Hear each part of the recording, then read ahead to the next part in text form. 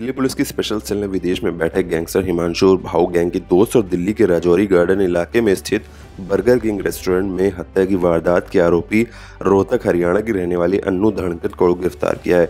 उसे भारत नेपाल बॉर्डर पर स्थित लखीमपुर यूपी से पकड़ा गया है। वो हत्या के बाद से ही फरार थी। उसे 23 सितंबर को भगोड़ा अपराधी घोषित किया गया था। उसे आगे की कानूनी कार्रवाई के लिए दिल्ली लाया जा रहा है। स्पेशल सेल के पुलिस उपायुक्त अमित कौशिक के अनुसार नजफगढ़ रोड राजौरी गार्डन दिल्ली स्थित बर्गर किंग में 18 जून 2024 को 3 युवक बाइक सवार होकर आए थे। एक आरोपी बाइक पर बाहर खड़ा रहा और 2 बर्गर किंग के अंदर गए। इन्होंने वहां बैठे गांव चोची झज्जर हरियाणा के रहने वाले अमन पर करीब लगभग 20 से 25 राउंड गोलियां चलाई। अमन की मौके पर ही मौत हो गई थी। बाद में हिमांशु भाऊ गैंग ने इस वारदात की जिम्मेदारी ली थी। दिल्ली पुलिस की कई टीमों के साथ साथ ACP special cell NR Rahul Kumar Singh की देखरेख में inspector Puran Pant, inspector Ravi Tushir, inspector Kulvir और विक्रम की टीम भी जांच कर रही थी। टीम ने इस मामले में पहले रिटोली रोहतक हरियाणा के रहने वाले विजेंद्र उर्फ गोलू को 27 जून को गिरफ्तार कर लिया था।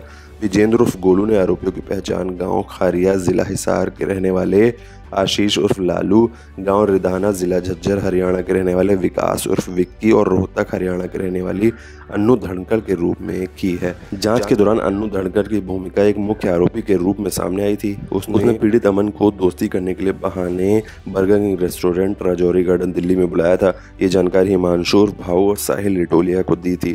इसके बाद आशीष उर्फ लालू, विकास उर्फ विक्की और विजेंद्र उर्फ गोलू को हिमांशु उर्फ भाऊ और साहिल लिटोलिया ने बर्गर किंग रेस्टोरेंट भेजा। अन्नू धनखड़ को आखिरी बार 19 जून 2024 को कटरा रेलवे स्टेशन पर देखा गया था और तब से उसकी गतिविधियों का पता नहीं चल पाया था।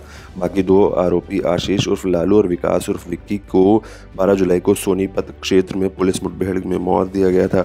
अन्नू धनखड़ का नाम पहली बार 21 जनवरी को प्रसिद्ध माथुराम हलवाई की गुहाना सोनीपत हरियाणा स्थित दुकान में गोलीबारी की घटना में सामने आया था।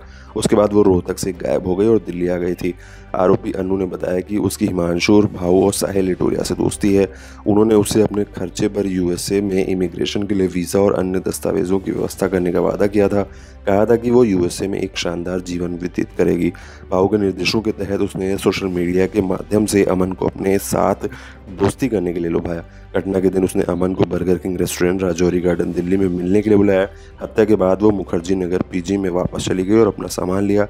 फिर आईएसबीटी कश्मीरी गेट से वो बस से चंडीगढ़ गई और आगे अमृतसर के रास्ते कटरा पहुंची। जब वो कटरा में एक गेस्ट हाउस में थी तो हिमांशु और भाऊ ने उसे तुरंत गेस्ट हाउस खाली करने के लिए कहा।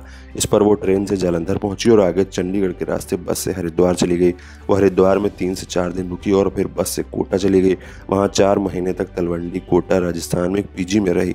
इस अवधि के दौरान वो भाऊ और साहिल के कांटेक्ट में थी। दोनों गैंगस्टर उसे एक दुकान विक्रेता मनी एक्सचेंजर के माध्यम से ऑनलाइन पैसे भेजते थे। उसे भाऊ ने 22 अक्टूबर को बताया कि अब मामला शांत हो गया है, वो पीजी खाली कर दे। उसने उसे आगे बताया कि वो नेपाल होकर दुबई के रास्ते यूएसए आ सकती है। इसके अनुसार वो पीजी से निकलकर लखनऊ होते हुए लखीमपुर यूपी पहुंची, जहां वो भाऊ के निर्देश पर उचित समय पर सीमा पार करने का इंतजार कर रही थी। इसी दौरान स्पेशल सेल की एक टीम वहां पहुंची और उसे गिरफ्तार कर लिया।